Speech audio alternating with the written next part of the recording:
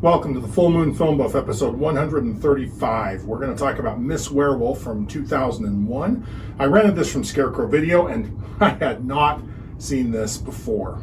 As always, we start with the crew and cast. You can find links to a more complete credit list in the show notes, but the credit list is pretty short on this one. The film was written and directed by David "The Rock" Nelson. The writing credit was for Rocky Nelson. There is no information on who did the makeup, but I'm pretty sure it was David Nelson as well. David "The Rock" Nelson is a Chicago area independent filmmaker known for making ultra low budget monster shorts and films since the 1980s. His nickname comes from his amateur boxing days. He directs, writes, acts, and handles special effects for his films, which are shot on consumer-grade video equipment. His best-known work might be Devil Ant from 1999, but even that's not well known. Nelson is particularly famous for his distinctive DIY approach. His movies feature rubber monster masks, hand-painted backgrounds, and frequently involve plastic toys. He shoots his movies in his backyard or local parks, using friends and family as his actors. His films usually involve giant insects or classic movie monsters fighting each other. He has adopted the nickname Ed Wood of the Future. However, unlike Wood, Nelson embraces the amateur quality of his work and makes it a part of his film's charm. He maintains a direct relationship with his cult fan following, personally selling individual copies of his movies through mail order. He is a unique voice in ultra-independent cinema, completely outside the mainstream film industry. The cast includes Janet Lynn as Janet, aka Miss Werewolf. David "The Rock" Nelson plays Detective Rock, Dr. Weirdo, the Dinosaur Woman, and Roxella, billed as Rocky Nelson. Forrest J. Ackerman, Roger Corman, and Hillary Clinton all appear in this movie as themselves. All I could find out about Janet Lynn is that she is the on-again, off-again girlfriend of David Nelson. She is the primary leading lady in all of his movies.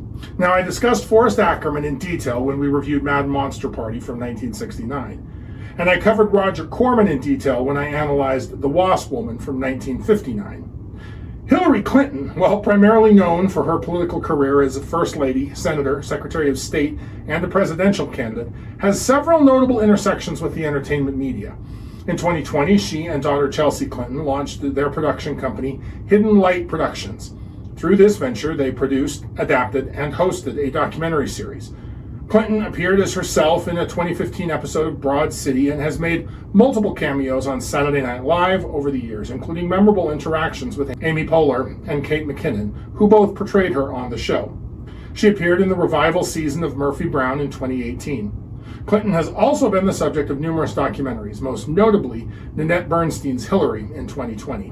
Do I recommend this? Wolfpack?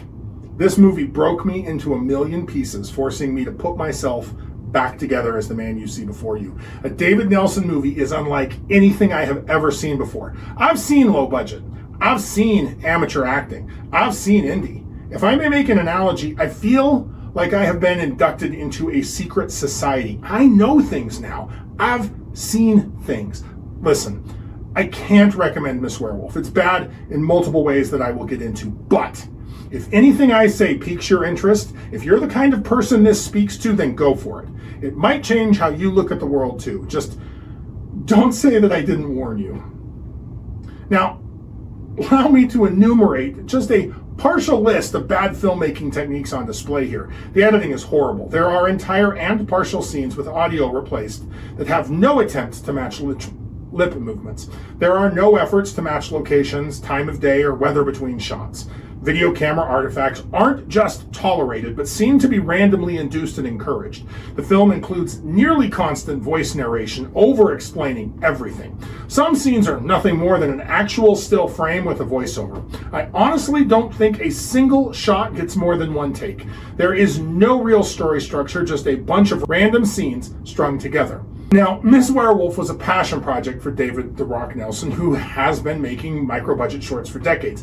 The inclusion of Forrest J. Ackerman, the legendary editor of Famous Monsters of Filmland, and Roger Corman, the king of B-movies, adds a layer of historical significance to this very quirky indie film. Now, to try and tackle the synopsis. Since this movie doesn't even attempt to follow normal narrative structures, I have two choices here. Detail every little occurrence or just give you the general outline. Since the first would take forever and be mind-numbingly dull, I'm going to do the second. The movie starts with 5 minutes of copyright notices, warnings that the movie is not for everyone, ads, and introductions. All credits are listed before the movie starts. What follows has all the hallmarks of a home video. Janet becomes a werewolf after being bitten by a mysterious creature at the zoo. She crosses paths with Detective Rock, a skeptical, bumbling investigator, more interested in eating Pączkis than investigating a werewolf. Along the way, we meet a host of eccentric characters, including Dr. Weirdo, a mad scientist, and Roxella, a dinosaur woman, because why not? This werewolf kills a lot of random people. The film is a chaotic blend of horror, comedy, and sheer absurdity, culminating in a showdown as ridiculous as it is entertaining. Included amidst the werewolf attacks are a wide variety of other scenes. As best as I can remember, these include the following in no particular order. There are random animals just being animals, including one cat confused with what was going on. There are encounters with real people in public spaces talking with David about making the movie. There are scenes of real preachers teaching the good word on the streets of Chicago, with David exuberantly participating. There are shots of his parents going about their daily lives, eating food, watching TV, or just answering the door. There are lots of scenes of Detective Rock eating Pączkis or sardines. A few scenes seem to show David attending a drive-in theater. At least I cannot remember a werewolf attack at the drive-in, so I don't think it was Detective Rock investigating anything. There is a relatively long section showing people partying at a few bars in Chicago. To be fair, quite a few of those revelers do end up as victims of Miss Werewolf later.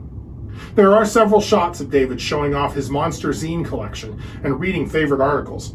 There is footage of David on a ghost tour. The film includes actual footage of Hillary Clinton on a campaign stop. It doesn't tie into the plot in any way. We just see Clinton campaigning. A major part of the film is David's interactions with Roger Corman and Forrest Ackerman, taken at a ceremony awarding Corman a Lifetime Achievement Award. Finally, there are regular ads for this and other movies by The Rock. The transformation scenes in Miss Werewolf are a testament to David Nelson's DIY ethos. Applying minimal resources, the werewolf makeup is charmingly crude, with a distinctly homemade feel. It has a certain nostalgic appeal that fits the film's low-budget aesthetic. Most of the time, Miss Werewolf is just wearing a rubber werewolf mask covered with hair and fur, and 2 rubber gloves with claws and furs. There is no emotion in the mask, no articulation. The actress cannot even open the mouth. In an interesting twist, on the half moon, Janet only half transforms, and it's honestly a much better look. This is hair glued to the actress's face and the back of her hands.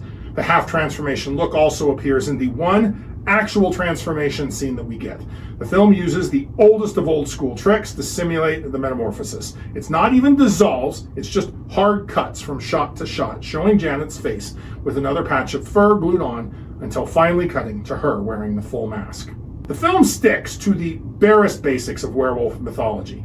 A bite transmits the curse, and transformations occur under the full moon. There is no mention of silver being the only way to kill the beast, but I expect that it is. So now let's move on to the themes.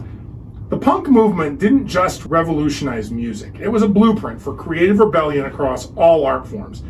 In cinema, its DIY spirit and anti-establishment attitude inspired a filmmaking approach defying Hollywood norms. Punk thrives on imperfection and creation without permission. Like punk musicians who picked up guitars without training, punk filmmakers grab whatever camera they can and start shooting. They don't wait for film school or studio backing. They learn by doing it, often failing, but always preserving their creative freedom. Limitations become strengths. Shaky cameras turn into a style. Natural lighting replaces expensive setups. And friends become actors. Punk cinema's visual style rejects conventional beauty.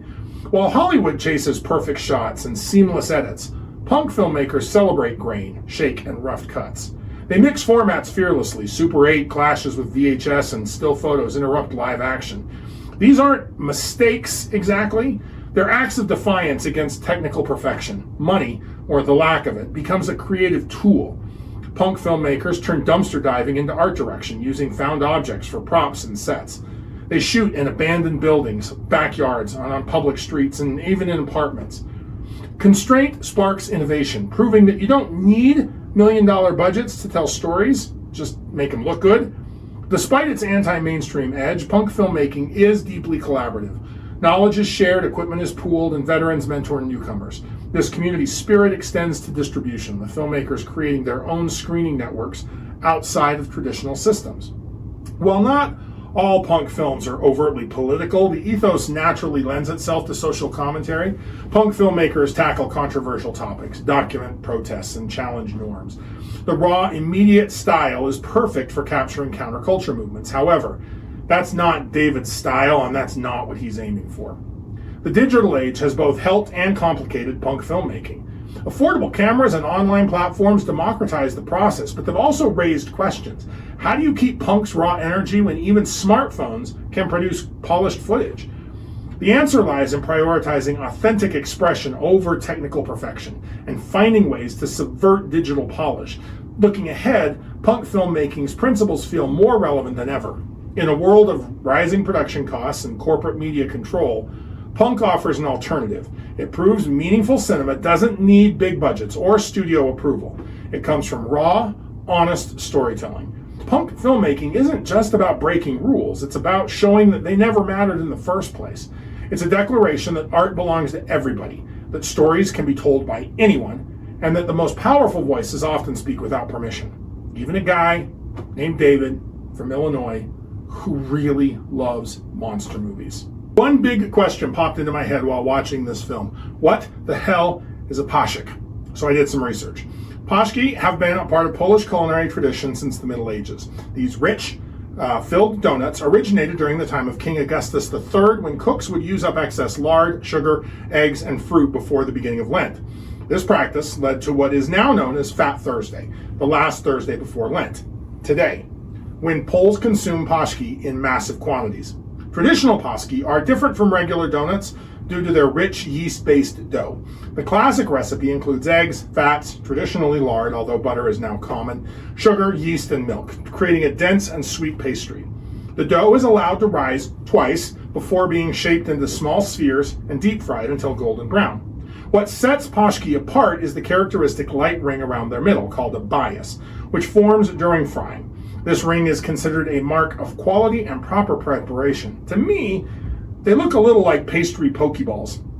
A properly made pączki should be light and airy despite its rich ingredients, with a slightly chewy texture distinguishing it from ordinary donuts.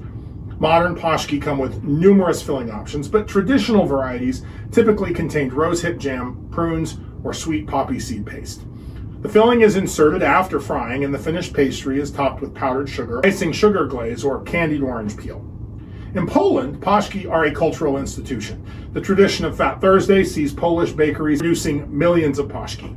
The tradition has spread beyond Poland's borders, particularly to areas with significant Polish-American populations. In cities like Chicago, Detroit, and Milwaukee, Pączki Day is celebrated on Fat Tuesday rather than Thursday, becoming a pre-Lenten celebration that rivals other Mardi Gras traditions. Pączki represent more than just a sweet treat in Polish culture. They embody tradition, celebration, and the preservation of cultural heritage through food. Now, I was lucky enough to watch Miss Werewolf in the weeks leading up to Fat Thursday. A little online searching located a Polish bakery in the nearest big city to me. So today, I get to try my first pączki. So here we go. Big thanks to Rise Bakery for making me some. I have no idea what kind I'm getting. This is a pączki. You can see the ring around the middle.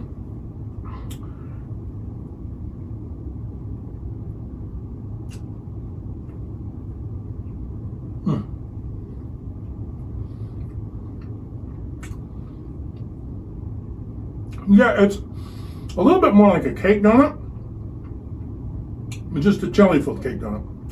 Which, I like cake donuts, and I love jelly-filled, so it's good. I can see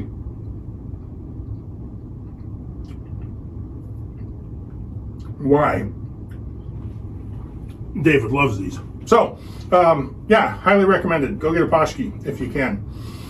Let's move on now to zines, short for fanzines or magazines. They are the ultimate DIY publishing medium, again, like punk, bypassing traditional media gatekeepers to offer unfiltered grassroots communication. Emerging in the 30s, actually, clear back in the 1930s with science fiction fan communities, these self-published small circulation works were crafted with typewriters, scissors, and photocopiers. Long before punk rock, zines embodied an idea that anyone could be a publisher. You don't need credentials. The format exploded in the 70s and 80s. fueled by the rise of copy machines. Zines became a hub for countercultural expression, covering music, politics, personal journals, and art. Their handmade aesthetics, cut-and-paste layouts, hand-drawn art, and intentionally messy typography became their trademark. Naturally, film enthusiasts of a variety of genres adapted the format. The 70s saw influential film zines like Gore Gazette and Sleazoid Express, which championed exploitation cinema and B-movies ignored by mainstream critics. These zines offered reviews, behind-the-scenes details, and interviews with filmmakers that are overlooked by the traditional media. Film zines were vital in building cult movie audiences. Publications like Psychotronic Video created a shared language for fans of obscure genres and filmmakers, fostering networks of enthusiasts long before the internet made such connections much easier. Horror zines stood out with bold graphic designs, drawing inspirations from horror movie posters, comics, and pulp magazines. They featured hand-drawn monsters, splatter effects, and gothic imagery, paired with writing that was more passionate and personal than traditional criticism, celebrating the creativity of low-budget films. Now, print zines have declined in the digital age, but their influence lives on. Many horror websites and blogs owe their aesthetic and tone to these DIY pioneers. The focus on passionate, personal writing and championing overlooked films continues online. You could argue that I'm making a zine right now, just a video zine. Some zines transition to digital formats, while others remain cherished print collectibles, valued for their tactile, handmade quality. The spirit of zine culture, independence, enthusiasm, and a love for the outsider still shapes how horror fans discuss and discover films today. So, if you like lycanthropes, like, share, and subscribe. Contribute your thoughts and additional observations in the comments below. Let me know what I missed here or what you noticed if you're familiar with the works of David Nelson. Next, we move from the lowest of low budgets to the gargantuan cultural juggernaut of Harry Potter with Harry Potter and the Prisoner of Azkaban from 2004. Keep your eye on the moon, a silver bullet in the chamber, and we'll see you back next episode.